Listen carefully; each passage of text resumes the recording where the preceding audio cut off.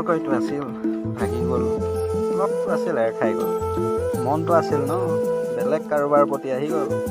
প্ৰথমে ময়ো অচিনাকি আছিলোঁ, তাৰ পিছত আপোন হ'লোঁ, এতিয়া চাগে বেলেগ কোনোবা অচিনাকি আপোন হ'ল।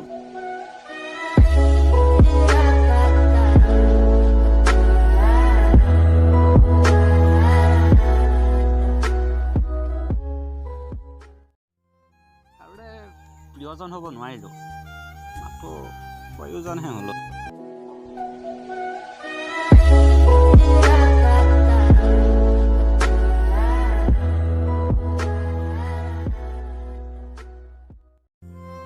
হাঁহিৰ পিছফালে থকা দুখ, অভিমানৰ পিছফালে থকা মৰম আৰু মৌনতাৰ পিছফালে থকা কাৰণ সকলোৱে বুজি নাপায়।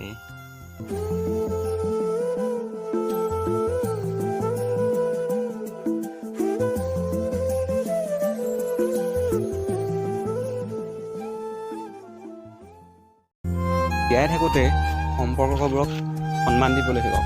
মৃত্যুৰ পিছত যেন তাজমহল বনাই কিবা লাভ আছে?